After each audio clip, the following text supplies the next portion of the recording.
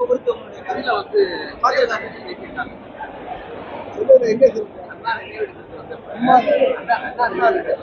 நாளை ஒட்டி அஞ்சலி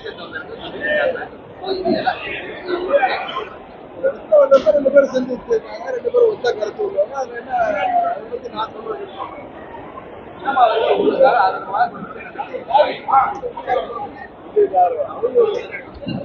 பொதுச் செயலாளர் நீதிமன்றத்துல அவங்க வழக்கு தாக்கல் செய்திருக்கிறது அம்மா மக்கள் வாழ்க்கை தமிழக வெற்றி கழகம் குறித்து உங்களுடைய விஜய் ஆரம்பிச்சிருக்க தமிழக வெற்றி கழகம் குறித்து உங்களுடைய திரைப்பட நடிகர் நண்பர் விஜய் வந்து திரைத்துறையில இருந்து இப்ப அரசியலுக்கு வந்திருக்கிறாரு. அவருக்கு வாழ்த்துக்கள். அதான் நான் சொல்ல முடியும். கடந்த 10 ஆண்டுகள்ல குறிப்பாக கடந்த 5 ஆண்டுகள்ல பிஜேபியோட ஆட்சி எப்படி இருக்கும்? நிறைய நல்லது செய்திருக்காங்க. குறிப்பா தமிழ்நாட்டுக்கு திட்டங்கள் பல கொண்டு வந்திருக்காங்க. இன்னும் சில திட்டங்கள் நிறைவேற்றாமல் ஏமாற்றாமல் இருக்கு. எய்ம்ஸ் வரல. அதனால அது போன்ற ஒரு சில எதிர்பார்ப்புகள் மற்றபடி நிறைகளும் குறைகளும் ஒரு ஆட்சி. சில நாட்களே இருக்கு தேர்தலுக்கு எல்லாம் கூட்டணி பேச்சுவார்த்தை ஆரம்பிச்சாங்க. தேர்தலோட மேனிஃபெஸ்டோ ரெடி பண்ண ஆரம்பிச்சாங்க.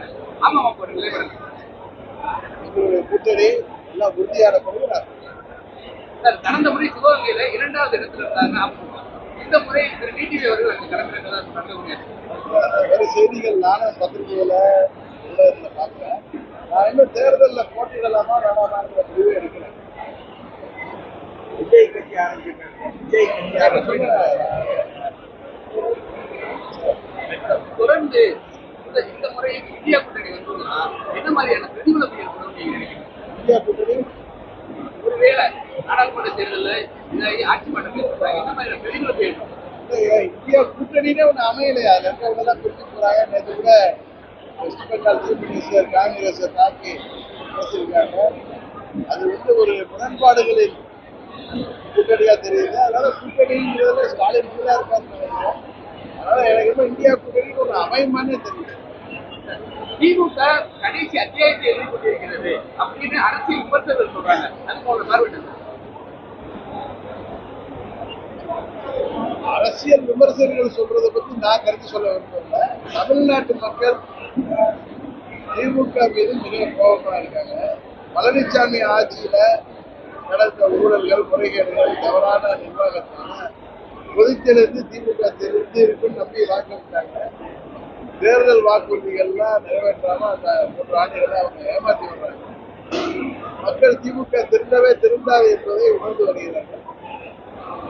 அதற்கு மாற்று சக்தியாக அம்மா மக்கள் முன்னேற்ற கழகத்தை உணர தொடங்கிவிட்டார்கள். தேர்தலில் வெளிப்படுத்த அரசியல் நோக்கர்கள் சொல்லியிருக்காங்கன்னா அதை மக்கள் தான் எதையுமே முடிவு செய்யும்.